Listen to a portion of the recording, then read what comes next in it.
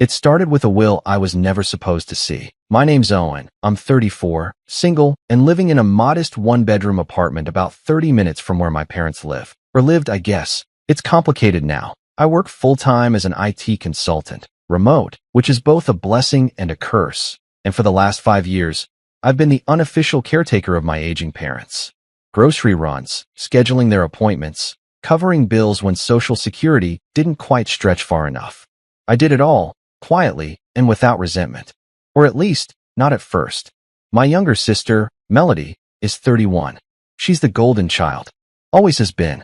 The kind of person who could crash her car into a tree and somehow convince our parents it was the tree's fault. She moved across the country years ago, chasing dreams that kept changing.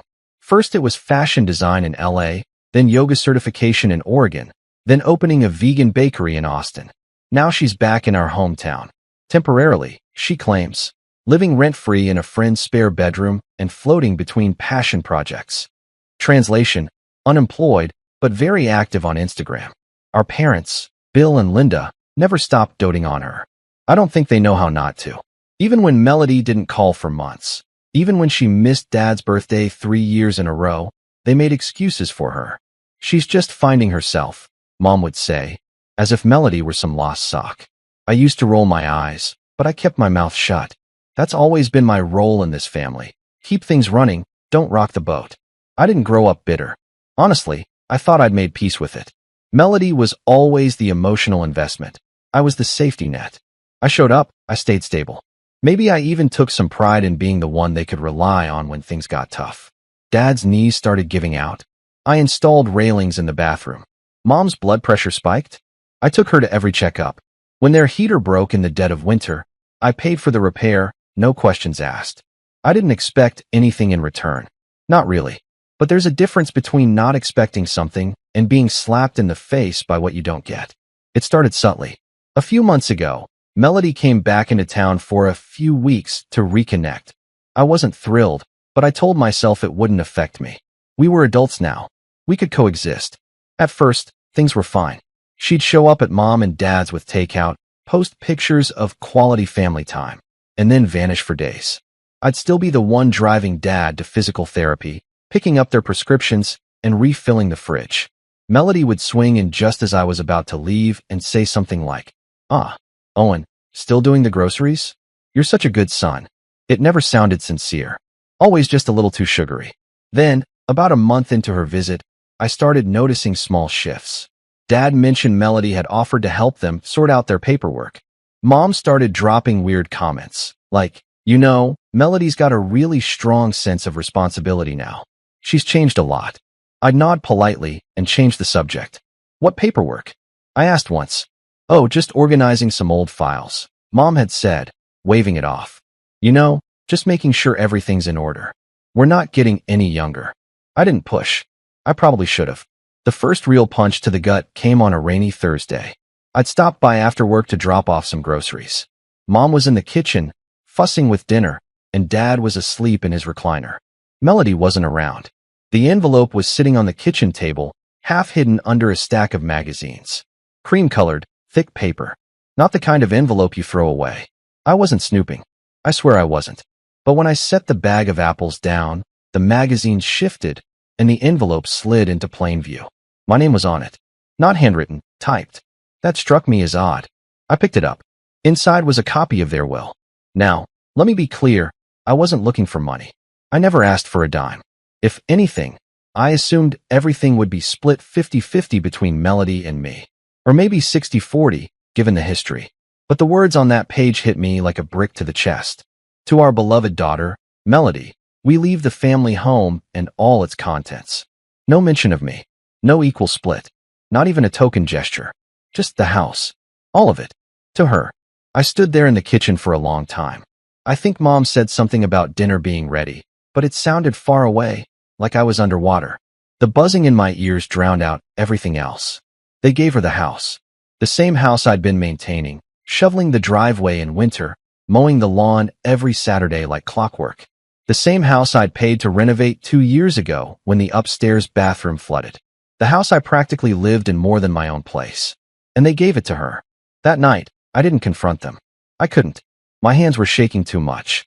I drove home, sat in the dark, and let the anger simmer quietly, like a pot left on low heat. I told myself maybe there was more to it. Maybe it was just a draft. Maybe they didn't realize how it looked. The next time I visited, I watched them more closely.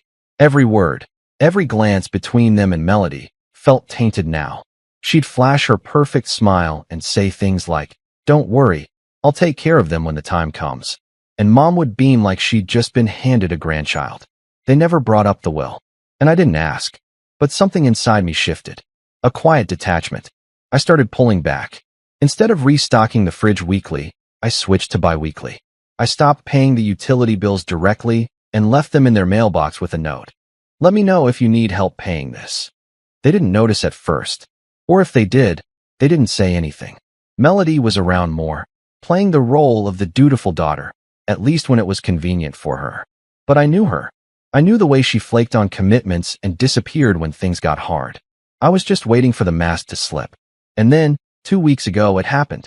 I got a text from Mom. No greeting. Just, "Do you know when the electric bill is due?" They sent a warning. A minute later, another. "Also, the grocery store declined my card. Can you check?" And then, the final one that made my stomach churn. "Melody said she thought you were still covering these things." That's when I realized. Melody knew I'd seen the will, and she was playing dumb, letting them feel the pinch, while pretending to be confused. I could almost hear her voice in my head. Owen must have just forgotten. He's been so busy lately. I didn't reply. Not right away. I needed to think. And as I sat there, staring at my phone, watching the 3 blinking dots as Mom typed and retyped her next message, something in me hardened. I was done being the fallback plan. I was done being the silent son in the background. That's when the real shift happened. And just when I thought things couldn't get any worse, the message came in. From Dad's phone. "We need $2,000 for rent. Please." No explanation. No apology. Just a request. I stared at the message. And then, I sent back one word. But I'll get to that. Because before that moment, I decided to do something else first. Something that would make sure Melody's little scheme didn't play out the way she expected. And it started with one quiet afternoon, a quick drive to the county records office, and a conversation with a lawyer friend I hadn't spoken to in years. The drive to the county records office wasn't long, 20 minutes if you caught the lights right. I remember gripping the wheel tighter than usual, the skin on my knuckles pale from pressure. Not because of nerves exactly, but because I was tired of not knowing. The will had been a punch to the gut, sure, but it was still just paper. I needed more than a glimpse of a document that might have been outdated. I needed confirmation. The parking lot was mostly empty when I arrived.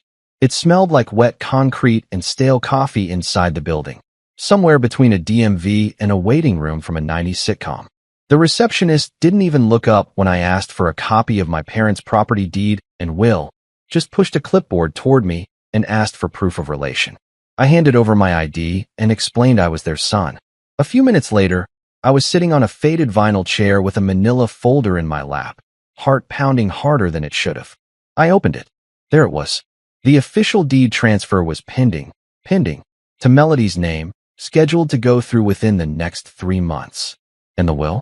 Filed and notarized just last month. No revisions, no clauses. It wasn't a draft. It was real. And it was final. I drove home in silence. No music. No GPS voice. Just the soft buzz of tires on pavement and the sound of my own heartbeat. I kept thinking, this isn't about money. This isn't even about the house. It was about what it represented. All those years I gave them. My time, my energy, my money.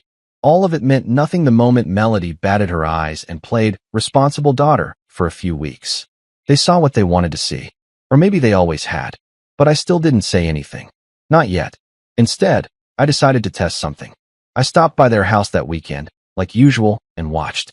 Mom greeted me with a smile that didn't quite reach her eyes. Melody was there, sprawled on the couch like she owned the place, sipping kombucha and scrolling on her phone. Dad was half asleep in his chair, TV remote resting on his stomach. "Hey," I said, setting the grocery bag on the counter. Figured I'd drop off a few things. Mom looked surprised. "Oh, you didn't have to, sweetheart. Melody said she was going to handle shopping this week." I glanced at my sister, who didn't even look up. "Did she?" She gave a lazy shrug. "I was going to, but the store was out of everything I needed." Whole Foods is a disaster lately. Right? I said slowly. Well, they've got bread and milk again now, just in case anyone was wondering. Still no eye contact.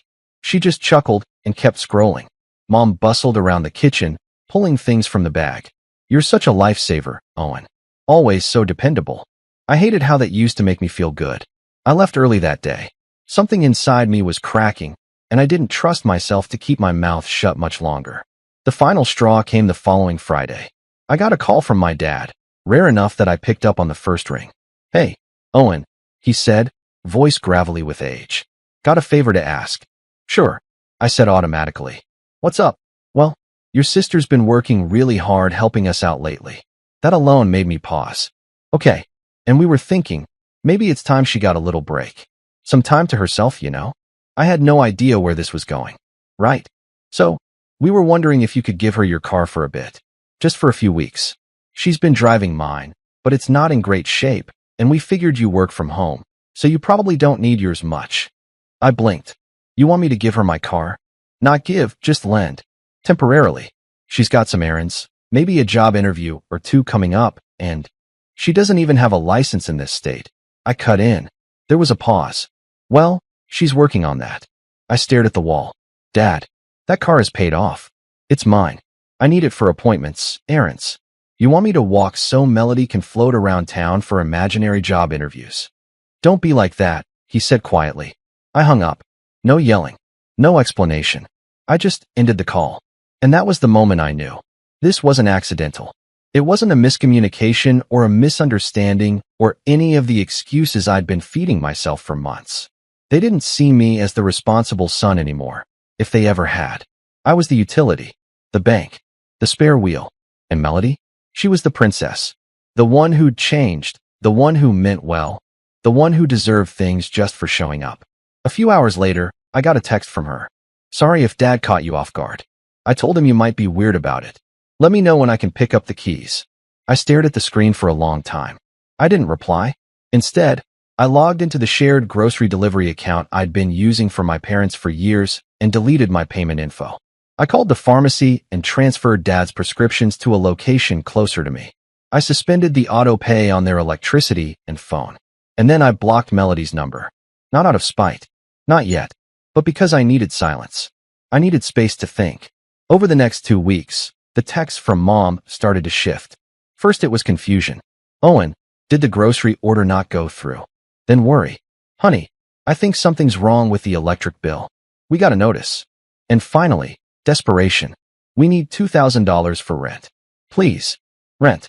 That word caught me off guard. Rent? They own the house. What rent?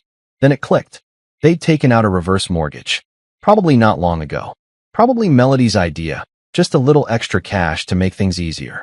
After all, if she was going to inherit the house, what did it matter? But now the bills were coming due.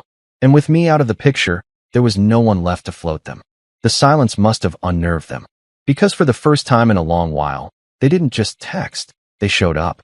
At my apartment. I was making dinner when I heard the knock. I didn't check the peephole. I just opened the door. There they were. Mom looked tired, makeup uneven, hair pulled back too tight. Dad was leaning on his cane, face drawn. And behind them, like a ghost haunting my doorstep, stood Melody, wearing oversized sunglasses and a smug little half-smile like this was all some sitcom scene about to resolve itself with a laugh track. Owen, Mom said gently, we need to talk. I didn't say anything. Just stepped aside and let them in. They filed in slowly. Melody made herself at home immediately, plopping onto my couch like she owned the place. I stood near the kitchen, arms crossed. Well, I said. Mom cleared her throat. We've hit a bit of a financial snag. And we know you've always been there for us, so we were hoping. No, I said. She blinked. I haven't even finished. You want money, I said flatly. You want help with bills, rent, groceries, whatever. But the answer is no. Owen, Dad said, voice tight, don't be like this. We're family. Family, I repeated. Is that what we are now? Mom frowned. Of course we are. You gave away the house. Behind my back. You handed it to Melody like a party favor and didn't think I'd notice. It's not like that, Mom started, but I held up a hand. It is like that, I said. You filed the will. You initiated the deed transfer. You made a choice. Melody scoffed from the couch. God, Owen, it's just a house. Grow up. I turned to her. No, it's not just a house. It's the principle. It's every doctor's appointment I drove them to. Every bill I paid. Every hour I spent fixing, replacing, caring. While you were off making gluten-free incense or whatever you were doing. Her face twisted. Wow, that's bitter. Yeah, I said. I guess I am. Mom stepped forward, her voice soft. We made a mistake. But we need your help now. Please. I looked at her, really looked at her, and felt something snap. Not loudly. Not like a crack or a bang. More like a quiet click, like a door finally locking. You already chose who you trust, I said. Now live with it. Dad's jaw tightened. So that's it. You're cutting us off. You cut me off a long time ago, I said quietly. I'm just finally catching up. There was a long silence. Melody stood up, brushed non-existent lint off her sleeves, and said, Come on. This was a waste of time. And just like that, she led them out. No apologies. No second thoughts. No goodbyes. When the door closed behind them, I stood there for a long time. Not angry. Not even sad. Just clear. The next morning, I sent back my response to the rent request. One word. No. But this wasn't the end. Because I just uncovered something else in that county office file. A little clause buried in the deed transfer. And Melody had no idea what was coming next. I didn't hear from them again for a while after that confrontation. A few days passed. Then a week. Then two. The silence wasn't loud. It was a relief. There were no passive-aggressive texts, no guilt trips, no just checking in calls from Mom. Even Melody, queen of smug entitlement, stayed quiet. I had half a mind to wonder if they were cooking up something bigger behind my back, but I didn't care. For once in my life, I didn't care what my family thought of me. That silence gave me space. And in that space, I finally heard something I hadn't noticed in years. Myself. See, when you're constantly giving, you stop noticing how much it's draining you. How much of your identity becomes wrapped in the act of being useful. I thought I was just being responsible, loyal, a good son. But the truth was, I'd been running on empty for years, scraping by on scraps of validation. I hit rock bottom slowly, quietly. I don't mean I lost everything. Not in the usual sense. I still had my job, my apartment, my health. But emotionally, it felt like something inside me had cracked open. There were mornings I'd wake up and just stare at the ceiling, wondering what the point was. What was I working for? Who was I showing up for? Certainly not my family. And if not them, then who? It took a few rough weeks before I accepted the answer, me. I was the only one who'd ever shown up for me. That realization didn't hit like a thunderbolt. It settled in like fog, a quiet shift in atmosphere. And once it was there, I knew I had two choices, wallow in it or build something from it. I started small. The day after that thought landed, I shut my laptop early and took myself out to lunch. Not drive-through, not leftovers, an actual sit-down meal at a place I'd always meant to try but never had time for. I sat by the window, ordered something I couldn't pronounce, and watched the world pass by without guilt gnawing at the edges. It felt weird, and then it felt good. From there, I started rebuilding, not just my routine, but my mindset. I cleaned my apartment top to bottom, got a new desk chair that didn't murder my back, went through my finances and realized I was okay. Actually better than okay. Years of frugality had paid off. Without all the extra spending on my parents' bills, I had room to breathe, room to invest. So I did. I signed up for therapy. Weekly Zoom calls at first, just to unpack the tangled mess of guilt, obligation, and anger I'd been carrying around since I was old enough to say it's fine through gritted teeth. It was uncomfortable. I cried. A lot. But I also started sleeping better. And then I did something that shocked even me. I took a vacation. Just me, a one-way ticket to the West Coast, and 5 days of absolute silence from anyone who shared my last name. I hiked. I ate overpriced food. I sat on a beach at sunrise and realized I hadn't felt this calm since I was a teenager. It was like meeting a version of myself I'd forgotten existed. The version who had dreams and curiosity and boundaries. By the time I got back, something had shifted permanently. I no longer cared what my family thought of me. And that kind of freedom? It's addictive. I poured more time into work, not because I had to, but because I wanted to. I picked up new clients, took on more challenging projects. My bank account started looking healthier than it had in years. I stopped eating at my desk. I started saying no to things I didn't want to do. Even simple stuff, like declining a meeting that could have been an email. My therapist called it self-reclamation. I called it finally feeling like a person again. But despite all this healing, one thing kept poking at the back of my mind like a loose tooth I couldn't stop tonguing. The clause in the deed. Back when I went to the county records office, buried beneath the standard transfer language, was a detail most people wouldn't think twice about. But I'd done enough contract reviews in my line of work to notice the wording. Subject to lien clearance and familial equity reconciliation. I didn't fully understand it at the time, but it didn't sit right with me. So I called in a favor. Samir, a buddy of mine from college, now worked in real estate law. We hadn't talked in years, but when I reached out, he didn't hesitate. I've seen that language before, he said after I emailed him the scanned documents. It means the house isn't cleanly theirs to transfer yet. Your name was likely on something related, maybe a co-signer on a mortgage, or listed in a financial support clause. If you paid for renovations or major upkeep, and there's a paper trail, you could contest the transfer. My heart beat a little faster. Contest how? Block it, delay it, even force a buyout. Depends on what you can prove. It took everything in me not to laugh, or scream, or cry. Instead, I said, thanks, and got to work. Because the house may have meant nothing to me now, but the principle did. So I dug. I spent weekends combing through bank statements, invoices, emails. All those years of paying their heating bills, wiring money for repairs, buying groceries, I had most of it saved. I was that kind of person, the just-in-case type. And now, just in case had become exactly because. Samir walked me through the next steps. A letter of formal intent to challenge the deed. Not a lawsuit, not yet. Just a declaration that I was contesting the ownership due to unacknowledged contributions and unreconciled equity. The county office would flag the transfer as pending dispute, effectively freezing it. I didn't send it right away. I sat with it for a few days. Not out of doubt, out of clarity. I needed to be sure I was doing it for the right reasons. And I was. This wasn't revenge. This was closure. I didn't care if I got the house. I didn't want it. What I wanted was acknowledgement that I'd mattered, that all those years weren't invisible, that I wasn't just a wallet with a heartbeat. When I finally dropped the envelope in the mailbox, I felt lighter than I had in months. It wasn't about what came next. It was about what ended. And I thought that was it. But life, as always, had one more twist waiting for me.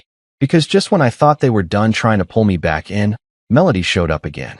This time, not at my door, but on social media. I got tagged in a post by an old neighbor. A photo of my parents' house. Captioned, "Can't believe they're listing it. Such a beautiful place." My stomach dropped. They were trying to sell the house, while it was under dispute. And I knew, with cold certainty, that Melody was behind it. I didn't comment. I didn't like the post. I just picked up the phone and called Samir. And that's when things really started getting messy. Because Melody didn't know what I'd done. She didn't know I'd frozen the deed.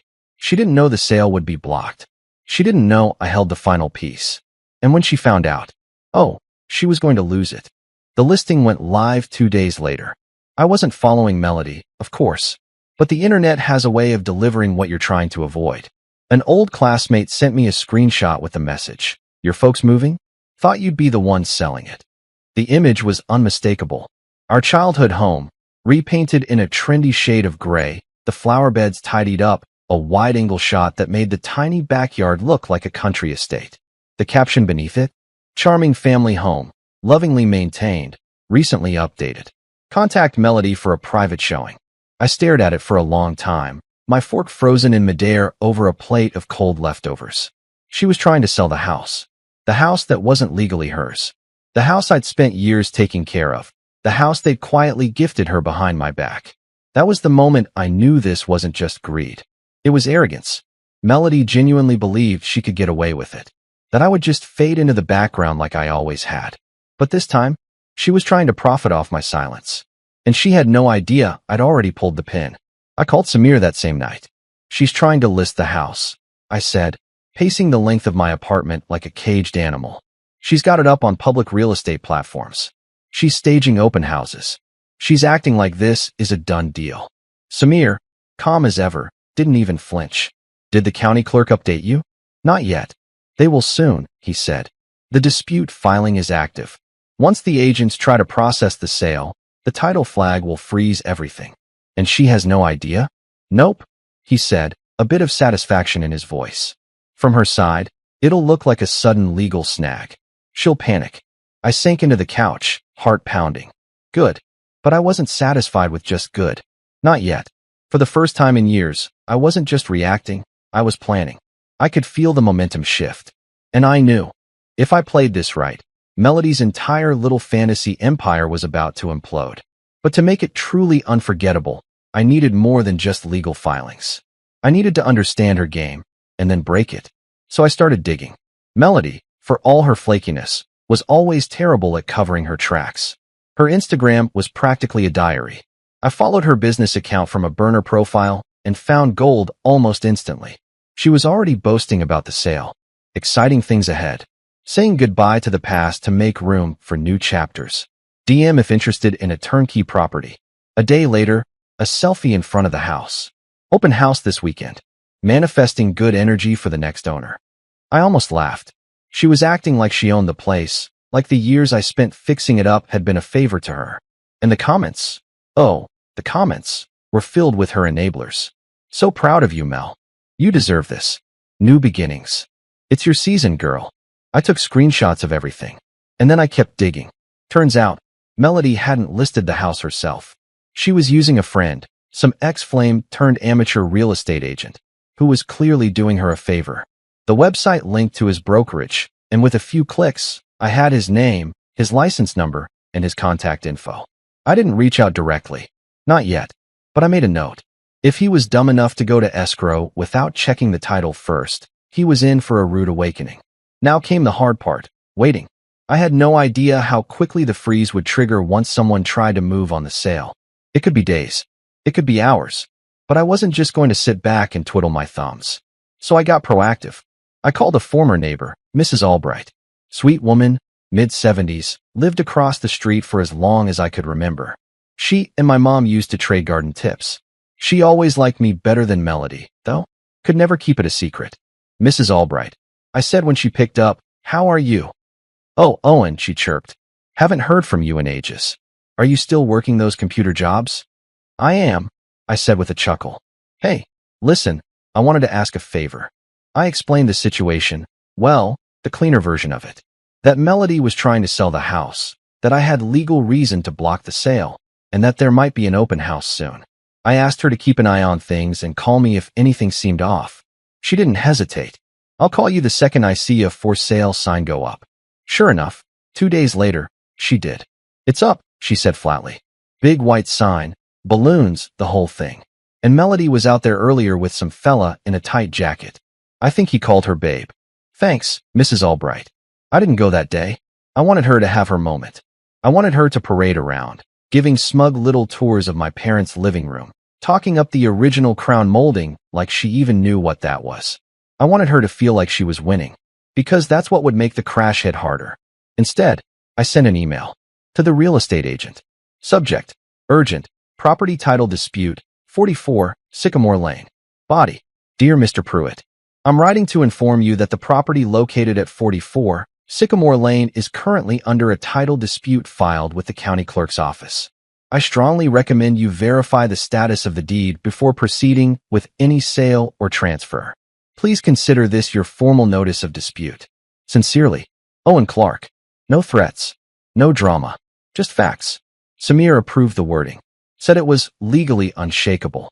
I CC'd him, too, just to drive the point home. It didn't take long. The next day, I got a furious text from Melody, through an unknown number, since I'd already blocked her personal one. "What are you doing?" I stared at it for a moment, then deleted it without responding. 2 hours later, another message came through, this time from my mother. "Owen, please, call me." And still, I said nothing. Because this wasn't the endgame. Not yet. See, revenge isn't about rage. Not real revenge. Not the kind that leaves a scar. It's about control. And I had it now. The freeze triggered. The sale was blocked. The agent backed off, furious and embarrassed. Melody's little house of cards came tumbling down before she even got an offer in. But I wasn't done. Because I hadn't just stopped the sale. I'd also uncovered something else during my financial digging. Something Melody definitely didn't want exposed. something she thought she'd hidden away under a mountain of deleted emails and expired LLC paperwork. But unfortunately for her, I know how to recover deleted data, especially from her old shared Google Drive. And what I found there, let's just say, if she thought the house was the only thing she had to lose, she was about to find out how wrong she was. But I'll get to that, because before I made my next move, I had to make sure everything was airtight. And once it was, that's when the real fun began. She thought I'd stay quiet, even after blocking the sale. Even after freezing the deed transfer and humiliating her in front of the realtor, she was probably dating again for convenience. Even after losing her commission, her fresh start, her social media bragging rights, Melody still thought I'd stop there. But see, she had one fatal flaw. She always underestimated the quiet ones.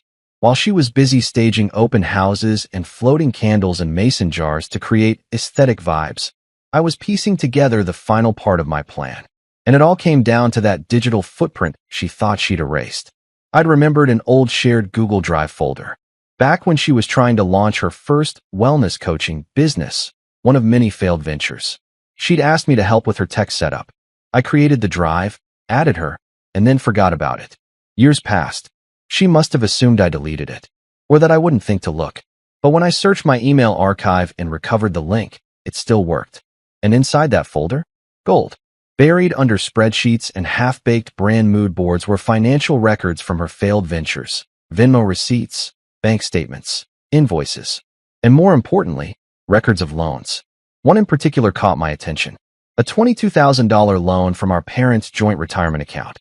The memo read, temporary withdrawal from Melody's startup, to be repaid by Q4, not to be disclosed to Owen. That last part hit me like ice water. They took from their own retirement just to fund her yoga box subscription business. And they'd lied to me. Flat out lied. Even when I was covering their food and meds. Worse, she never repaid it. In fact, 3 months later, there was another note. Wrote off repayment. Melody says she's emotionally overwhelmed. Will treat as gift. So, not only did she get the house, they had also burned through what little savings they had left to help her chase dreams she abandoned before the website was even built. And then they expected me to float their bills. I was done, but I didn't just want her to lose. I wanted her to understand the consequences. So I called Samir one last time. Can we trigger a formal audit of the asset transfer? You mentioned familial equity clauses. He whistled through his teeth. If you've got proof of financial favoritism, especially using retirement funds without equal compensation, it'll look like coercive manipulation. In some jurisdictions, that's enough to file for a legal injunction to reverse or void the deed entirely. Do it, I said. He paused. You sure? Yes. I'm done playing nice. Over the next few weeks, we submitted every document. The $22,000 withdrawal, the repairs I'd paid for over the years, the inheritance clause I'd been excluded from, the invoices, the texts, even the screenshots of Melody's listings. All of it. When the legal notice hit her inbox, I knew it had landed because she went radio silent for exactly 48 hours. Then the storm hit. Mom called first. Owen, what are you doing? Melody's a wreck.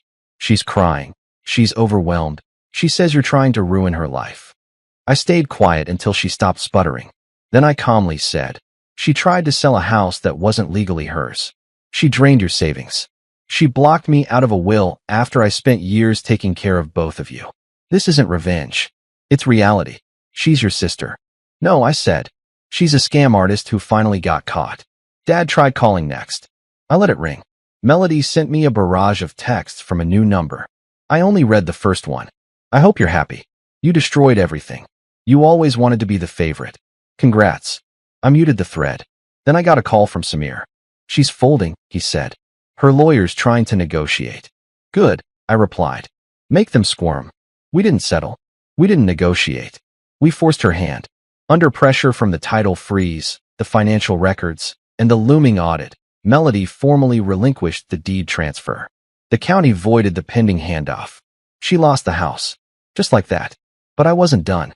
I filed a civil suit. I didn't want the house. I never did. But the money? The repairs? The years of unpaid bills? I wanted every cent. And I got them. She had to liquidate most of what was left of her online coaching fund and pay me $34,500 in restitution. She also had to issue a written statement to the court acknowledging that she had misrepresented ownership of the house during the attempted sale. That document is now a matter of public record. The cherry on top? When the real estate agent found out she'd lied to him and nearly cost him his license, he dropped her like a hot brick. No refund on his marketing fees. No more open houses. No more staged kitchens with citrus in bowls. And the community? They saw. Mrs. Albright didn't waste a moment. She told the other neighbors. Word spread like wildfire. Suddenly, Melody wasn't an influencer anymore. She was that girl who tried to sell a house she didn't own and got sued by her brother. The fallout hit fast. She lost followers. Her coaching page went dark. Her so-called brand partners pulled out. No more #blessed posts. No more manifesting abundance stories. My parents? They were forced to take out a real mortgage on the house again to cover expenses. I didn't help. I moved on. I cut them off, completely this time. Changed my number. Updated my emergency contacts. Blocked every email. For the first time in my life, I put myself first and walked away with clean hands and a clear conscience. I wasn't the villain. I was the wake-up call. And in the end, the final piece of revenge wasn't what I took back. It was what they could never take from me again. My peace.